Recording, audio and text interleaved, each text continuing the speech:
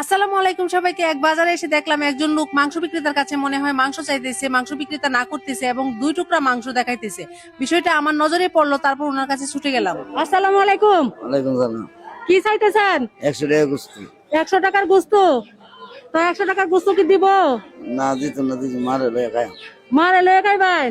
তো 100 টাকার গোস্ত কত কইব? অতে নি দিব। কতক দিব? কেডা খাইতো? আমার মা খাইব। আপনার মা খাইতো?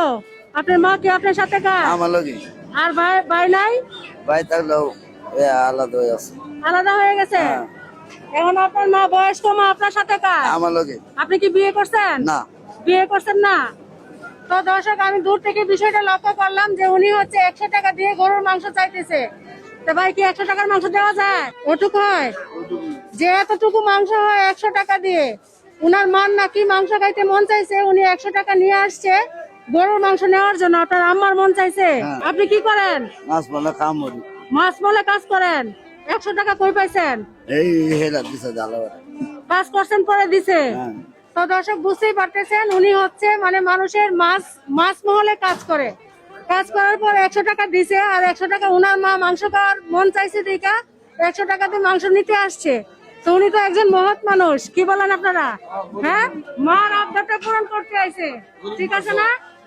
100 টাকা নিয়ে এসে যে মার মন চাইছে দেখে 100 টাকাতে মাংস নিতে। তাই মাংস কত টাকা কেজি? 750 টাকা কেজি। আপনার মায়ের জন্য আমি 1 কেজি মাংস কিনে দেই। দেন। হ্যাঁ, দেন। খুশি হইবেন তো? খুশি হইবেন। 100 টাকাতে মাংস নিতে আসছেন, 100 টাকাতে বাইরের মাংস দিত না। ঠিক আছে, 1 কেজি মাংস দেন।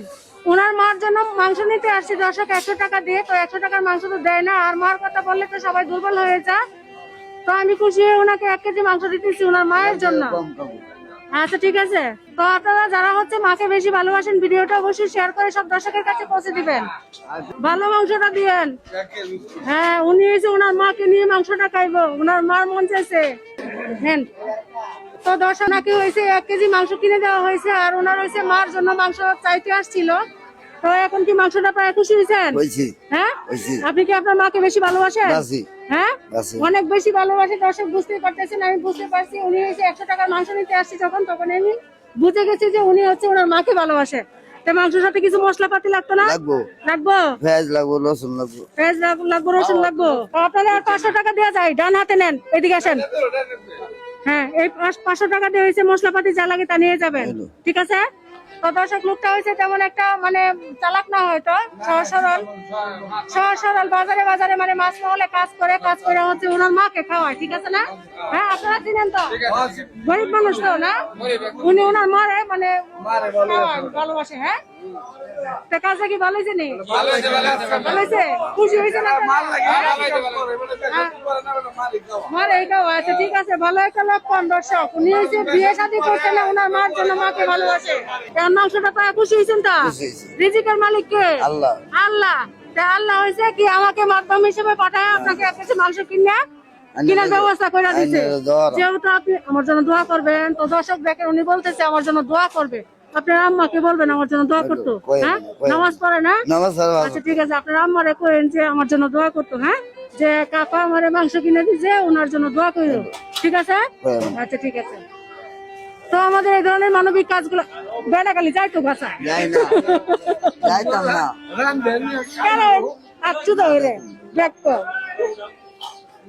কইলে পরে এটা আল্লাহ নিচে না ভাই।